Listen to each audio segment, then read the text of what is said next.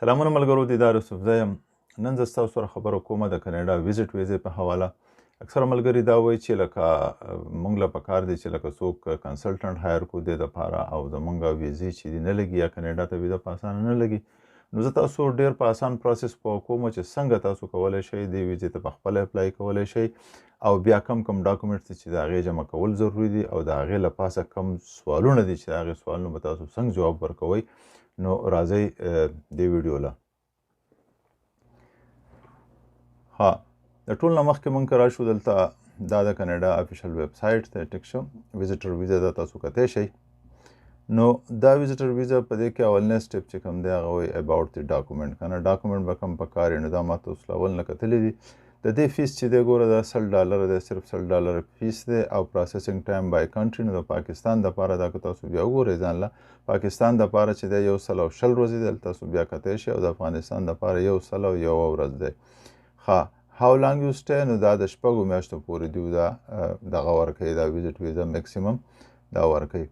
بیا چې د سټیپس ټو اپلای که نه، نو لکه کم سټیپ دی الیجیبل ټو ټریول ټو کینیډا، دا به تاسو یې الیجیبل که څه کریمینل اکټیویټي کې نه انوالو ده، تاسو ځان له کتی شئ، دا څه مسله نه ده. او ګیټ د ډاکومنټ دیټ شو میټ د کرایټیریا اف ویزټر ویزا. اوس دلته تاسو په دې پوه کومه چې لکه هر یو سچویشن چې دی هغه جدای.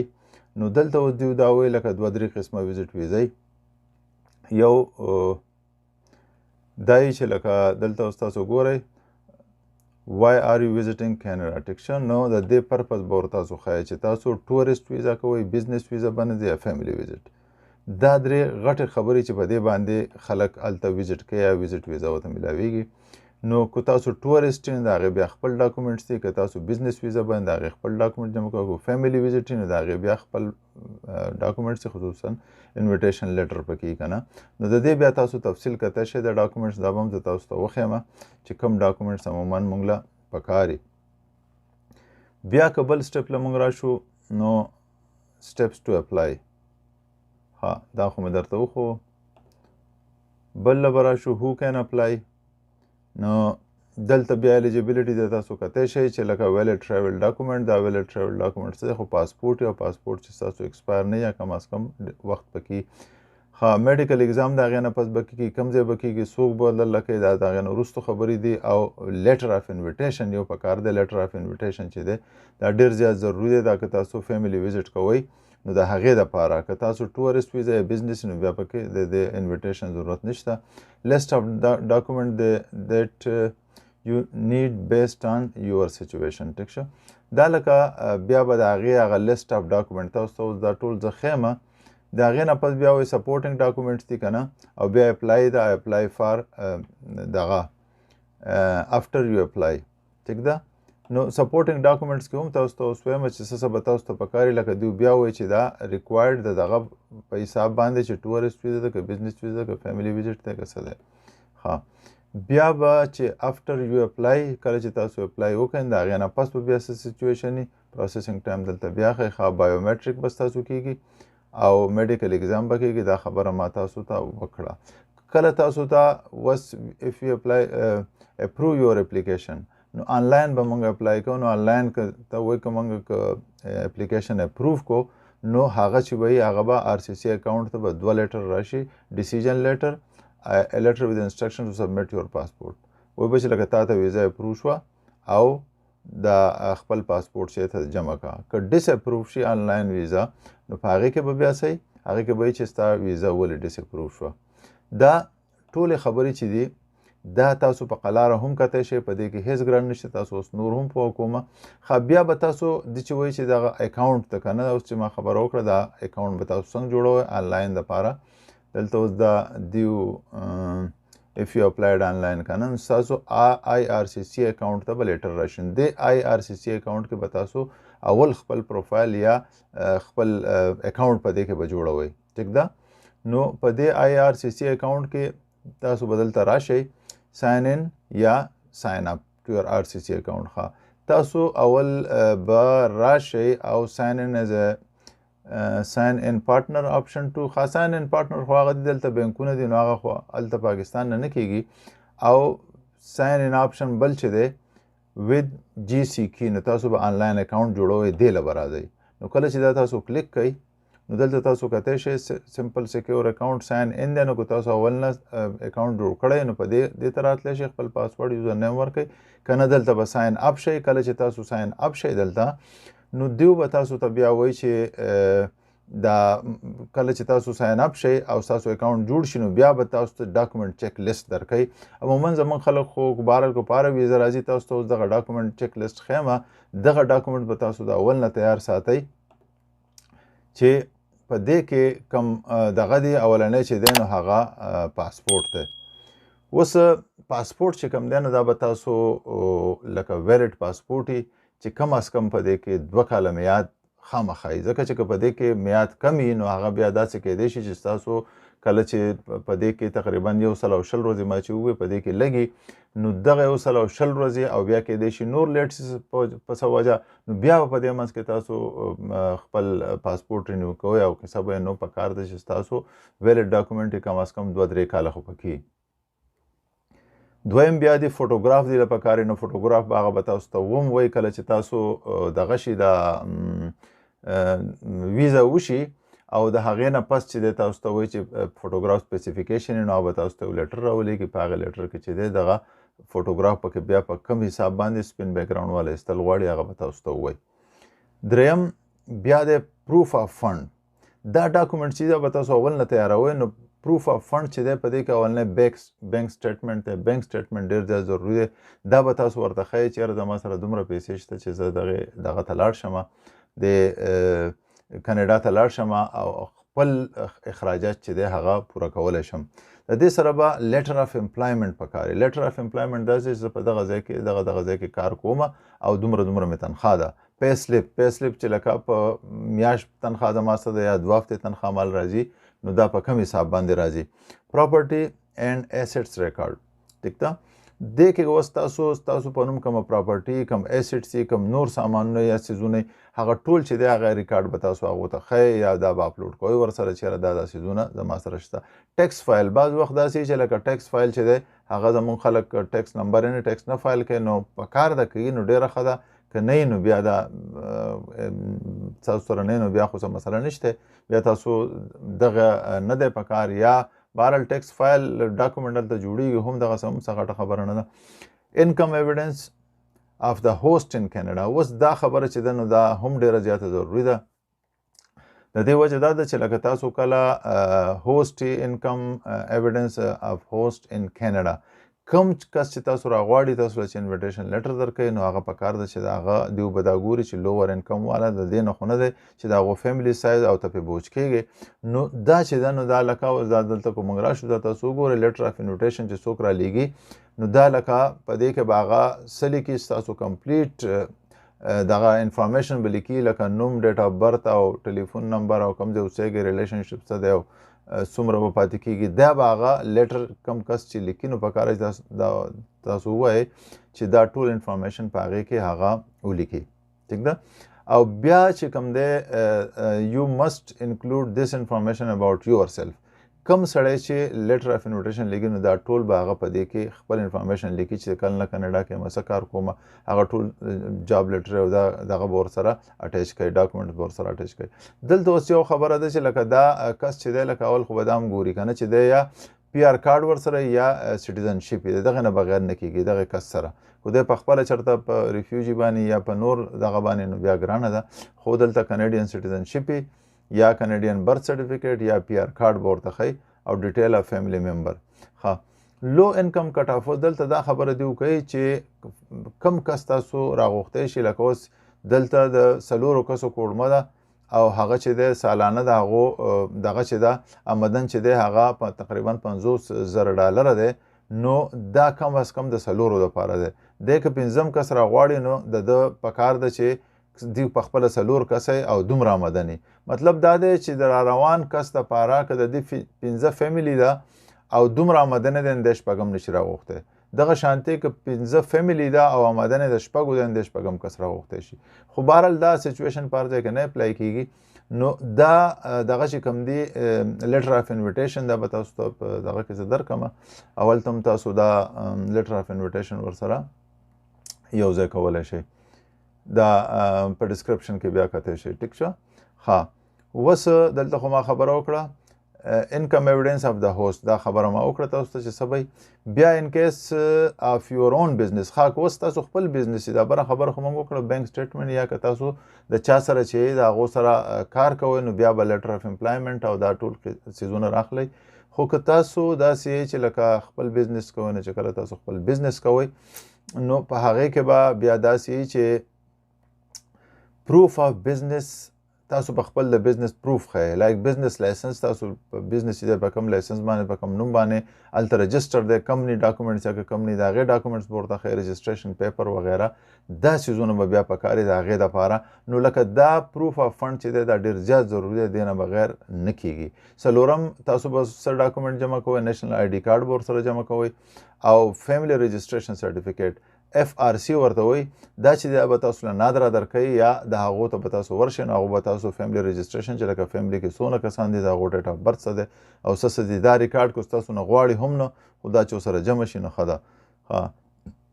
شپږم بیا میریج رجسټریشن سرټیفیکیټ که واده هم کړی د هغې رجسټریشن سرټیفیکیټ MRC ورته وایي دا به هم تاسو له نادره والا درکوي او که نه نو بیا ضرورت نشته. اوس کور لیټر له راځو. کور لیټر چې دی دا انتهایی ضروري دی. دا کور لیټر د هغې وجه دا ده چې وای ګورنمنټ اف کینیډا پرووایډ یو ویزا لکه دا یو داسې بنیادي ډاکومنټ دی چې دا په دې باندې که تاسو یو کس ځان له هایر کوي او یو ښه پوهه کس نه وي نو بیا لکه دا ګرانه ده. دا لیټر کور لیټر چې دی دا ډېر زیات ضروري دی. ستاسو ټول ډیټیل ښیي که نه چې لکه ګورنمنټ اف کینیډا یا تاسو له ولې ویزا درکړي نو په دې کې اوس تاسو به خپل ټوس ریزنز ښایي. ټوس ریزن داسې دي چې لکه که تاسو فیملی ګیټ ټوګیدر له ځي هغه راغواړي نو هغه له به زه ځمه دا مې دغه دی دا پروف دی او دا زما پروګرام دی. دا به تاسو ټول په ډیټیل کې دا څیزونه ورته ښایي او کو فرض کې بزنس باندې ځئ نو د بزنس پروګرام دی ټور باندې ځئ نو تاسو هلته کم کم ځای کې پاتې کیږئ کم کم هوټل هم بک کړي دي نو دا ټول دغه چې دی چې دا دغه دا ستاسو سره د دې پروف دا کور لیټر کې دا ټول تاسو ښه په ډیټیل باندې ایکسپلین کوي په دې چې څومره ډیټیل او څومره په ښه طریقه باندې چې یو ښه کس یې دله ولیکي نو دا ښه ده. لیټر اف انویټیشن څنګه چې ما ته ووایي فرینډز ار فیملی که دا ستاسو ملګري یا فیملی نو هغو به لیټر اف انویټیشن تاسو له درکوي. دا ضروري دی چې تاسو کله څوک انوایټ کوي که په بزنس ځای که په ټورس ځای نو هغه بیا جدا قصه ده. ټیک دا د دې ما خبره وکړه چې لکه لیټر اف انویټیشن کې به څه لیکل غواړي که بیا پې هم نه یې پوه نو دغه لینک به زه ورکړم په ډسکرپشن کې. ښه پولیس کلیرنس سرټیفیکیټ به پکار وي بیا وروسته خبرې دي. ټریول اټینري ښه دا چې دی دا هم ډېر زیات ضروري دی. په دې باندې ستاسو د ویزا لګېدو چانسز ښه زیاتېږي.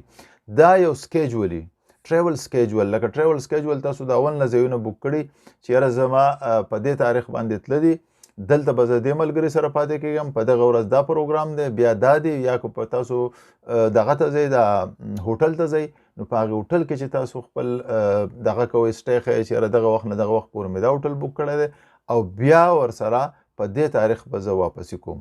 نو دا چې دی دا ډاکومنټ چې دي دا په مختلف لکه ضروري دی چې د هر یو د کیس دپاره دی دا ټول ډاکومنټ جمع شي. ځینې په هغې کې لږ زیات هم کیدی شي کم هم کیدی شي خو څنګه چې ما ووایي چې لکه په تاسو کله فیملی کسان انوایټ کوئ نو کله چې دغه انویټیشن وي نو بیا به لکه په دې کې تاسو دا کوئ چې لکه دا انویټیشن لیټر چې دی دا ډېر زیات ضروري دی او که نه یې ټورسټ ویزا نو د هغې کې بیا کیدی شي ډاکومنټس لږ کم لګي. ښه دا خو ما تاسو ته خبره وکړه چې لکه کم کم ډاکومنټ به تاسو جمع کوئ څنګه به بیا خپل دغه جوړ کړئ دا پروفایل جوړ کړئ او آنلاین څیزونه دا ټول ډاکومنټ جمع شي بیا په تاسو پسې لیټر راځي کیدای شي تاسو ته وایي چې میډیکل چیک اپ وکړئ هغه به هم تاسو ځای ښیي بیا چې دی په اخره کې د پسې اکسپټنس لیټر راشي نو تاسو ته به وایي چې خپل پاسپورټ چې دی هغه موږ له راولېږئ. اوس کله چې تاسو انټرویو له راغواړئ دا هم ضروري نه ده چې لکه په هر کیس کې دی دغه انټرویو خو عموما پاکستان چې کوم څوک اپلای کوي افغانستان نو هغه انټرویو له خامخا راغواړي او انټرویو هغه کې دا هغه ګوري چې یاره دا ډاکومنټس چې کوم د جمع کړي دي دا فیر دي یا د کومه خبره کوي چې هغه خبره صحیح ده او که نه ده نو تاسو به کوشش کوئ چې لکه کوم ډاکومنټ تاسو جمع کړي هغه هم ځان سره راوړئ او بیا چې راځئ نو د هغو کوېسچن صحیح اصل کې دا خلک چې مسله جوړیږي یا ریجکټ کیږي نو دا په د انټرویو په دې کوېسچنو باندې د هغو مسله جوړیږي او هغه چې دی هغه ویزا افسر چې دی هغه سټسفای نه کړي. دلته به لکه یو خیال تاسو کوئ دلته زموږ یو ملګری دی، د هغه ملګری چې و نو هغه په دې پاکستان کونسلیټ کې و، ویزا زما خیال دی چې د کال 2015 پورې، او هغه مختلف قصې کوي، ماته تپوسونه هم کړي. نو هغه وایي چې لکه ډېر خلک داسې چې هغه اوور کانفیډنټ یا اوور ایکټینګ کوي.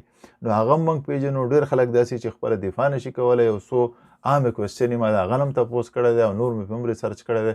نو کمې کوېسچنې چې هغه تاسو تیارول غواړي، ځکه چې که ستاسو تیاری نه وي نو بیا به ستاسو ویزه چې ده هغه لګېدل ګران دي. او همدغه کوېسچنې دغه صرف $100 فیس دی او نور په دې کې هېڅ هم ستاسو نه لګي. تاسو چې کله کنسلټنټ هایر کوئ نو هغه هم تاسو له دغه کار کوي او ستاسو نه پیسې اخلي، او که کېږي نه کېږي د هغې سره د هغه کار نشته. ښه، اوس راځم دې کوېسچنو له. دا اوس تاسو کتی شئ چې how will you be accommodating in Canada. کوېسچن به ستاسو نه یو دا کوي چې تاسو به په کاناډا کې څنګه ځان ایډجسټ کوئ یا څنګه به اکموډیټ کیږئ.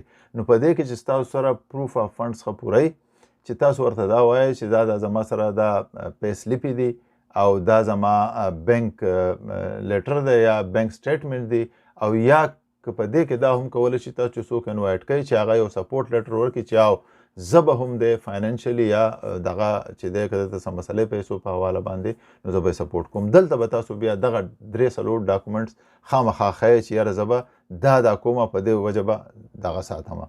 لکه فیملی والی که نه، نو که هغه فیملی چې کومه ده هغه ستاسو سپورټ لیټر څنګه چې ما ووایي. بیا بک اکموډیشن که تاسو ځان له د اول نه هوټل بک کړی نو دا ډېره ښه خبره ده چې لکه دا به تاسو ووایئ چې لکه دا الریډي ما چې دی دا ځایونه بک کړي دي او زه په دې کې پاتې کېږم.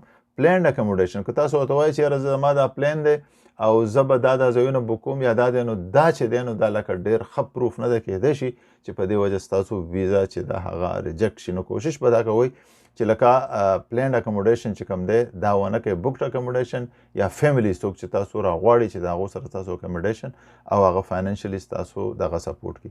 ښه، بل دویم غټ کوېسچن چې کومي do you intend to work in Canada. دا به تا ته وایي چې لکه تا چې هلته لاړ شي کار به کوې. نو ډېر خلک به دا سوچ کوي چې یاره زه ورته که اوس ووایم چې کار کوم نو د هغو به خوښ شم او لکه کاناډا ته فایده ده او ما ته هم فایده ده. نه، ته دې جواب به بالکل نو ورکوئ. د هغې وجه دا چې تاسو سره ورک پرمټ نشته، تاسو ته اجازت نشته، ټورسټ ویزه باندې یا په ویزټ ویزه باندې تاسو نشئ کولی چې هلته کار وکړئ. نو د دې به اپسلوټلی ناټ هغه خبره به کوئ چې وروره زه به بالکل هلته کار نه کوم، زه خو ویزټ له راغلی یم نو کار خو زما مقصد نه دی. بل سوال چې هغه کوي why are you traveling to Canada. وسه دلته چې دی نو دې کې به تاسو پوره ثبوت، ځکه تاسو به د دې سوالونو لپاره ځان تیاروئ. why are you traveling to Canada. ته ولې راځې؟ اوس که ته وایې چې زه ټورسټ خو مې لیکلي دي نو بیا څه ضرورت شو؟ نه، که تا ټورسټ لیکلی ته په ټورسټ راځې نو ته به وایې چې ټوریزم زما دا پروګرام دی، دغه ځای له په دې ورځ ځم، دا هلته مې اکموډیشن بک کړی دی، بیا په دغه ورځ دغې صوبې له ځم یا دې له ځم. نو چې دا پلانډ اکموډیشن تا لیکلی هم ځان سره او هغو ته بیا ویلی هم شي چې یاره دا ده، او هغه چې یو پرې وګوري چې یاره دا ځایونه بک کړي دي او د واپسې ټیکټ هم راخیستی دی، نو بیا لکه ستا جواز نه جوړېږي چې ستا ویزا ریجکټ شي. ښه، بل کوېسچن چې هغو کوي یا سوال کوي چې how do you assure you will return.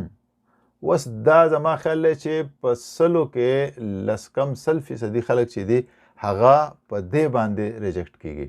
د دې سوال جواب به تاسو ښه برابر او ښه رټلی جواب به ځان له وګورئ. how do you assure you will return. ته موږ له څه ضمانت راکړې چې ته به واپس راځې؟ ته به هلته پاتې شې، ته به بیا کار کوې، ته به نه کوې. نو ته به ورته د دې مختلف جوابونه کېدی شي.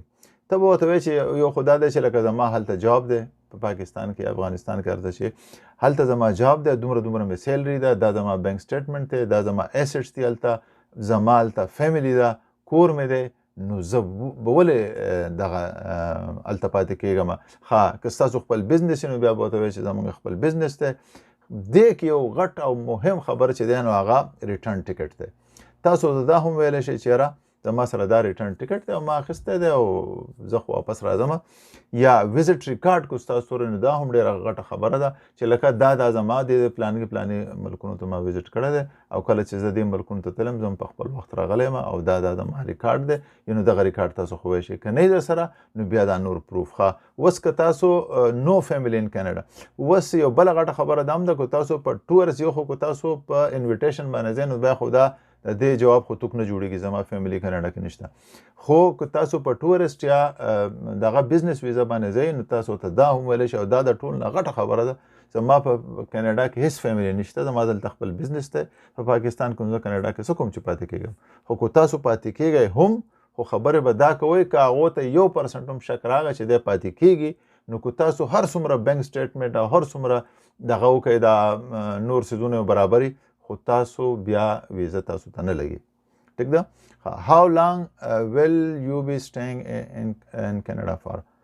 تاسو به لکه څومره ایسارېږئ نو په دې کې اوس تاسو هغه پلان دغه تاسو ته ما څنګه خبره وکړه چې میکسیمم یا زیاتره شپږو میاشتو ویزه لګي. نو که د شپږو میاشتو ویزه تاسو ته هم لګي نو تاسو ورته دا ریټرن ټیکټ لکه تاسو خپل اکاموډیشن خو وشئ چې زه په میاشت کې راځم یا په 2 کې راځم نو هغه ټول پلانینګ چې کوم دی هغه به تاسو اول نه لیکلی په هغه پلانینګ سکیجول کې چې دا مې ټیکټ دی په دې ورځ دا کوم په دې ورځ دلته ځم دا ټول به ورته تاسو ولیکئ سره د ریټرن ټیکټ اکاموډیشن نو هغو ته به وایي چې یاره زه یم میاشت یم یا یوه نیمه یم څومره چې ستاسو دغه جوړېږي دا ویزټ جوړېږي. دا ته به نه ګوره چې د 6 میاشتې ولګوله ما ته نو 6 میاشته به زه پاتې کېږم. که تاسو 6 میاشتې پاتې کېږئ هلته ستاسو هغه پروف وګوري د بینک سټیټمنټ وغیره او هغه دا وایي چې یاره ستا سره دونه پیسې نشي ته پاتې کېږې نو ته بیا هلته خامخا واپس نه راځي نو بیا درته هم نه لګوي. نو که د 6 میاشتې ویزه تاسو ته ولګوي تاسو ته میکسیمم دا ویلی شي چې یاره زه یو میاشت پاتې کېږم یا یو نیمه میاشت پاتې کېږم د خپل فنډ په حساب باندې.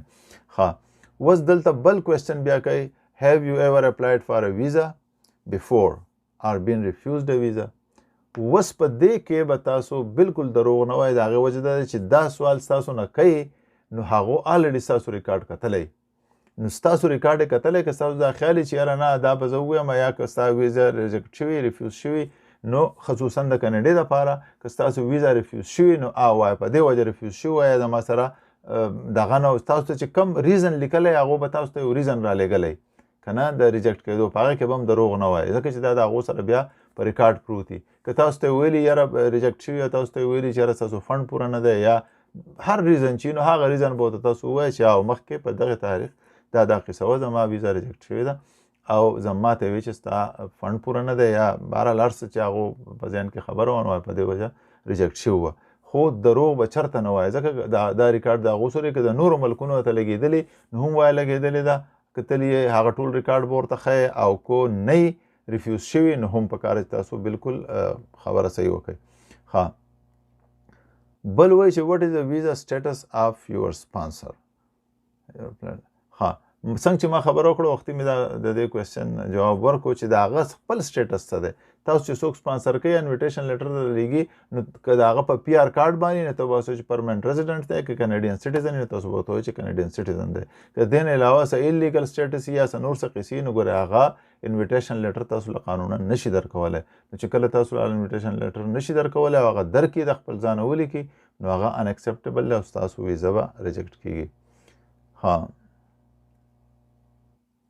how you will support yourself while you are in Canada. څنګه چې د اکاموډیشن هغه سوال دغه شانتې دا هم هغه کوېسچن دی نو په دې کې تاسو بیا هغه بینک لیټر او پی سلیپس او کنټینیوینګ امپلایمنټ دا ورته خو شي دا پکې ډېر ضروري دی. کنټینیوینګ امپلایمنټ مطلب دا دی که تاسو یو ځای کې کار کوئ او تاسو ته هر هفته چک راځي یا دویم هفته راځي یا په میاشت راځي دا څه خو شي چې هلته زما جاب چې دی هغه سکیور دی نو زه څه کوم چې هلته پاتې کېږم کینیډا کې پاکستان ته به واپس زه راځم او سپورټ لیټر دلته هم فاینانشل سپورټ کو تاسو له هغه هوست درکې نو دا به ښیي.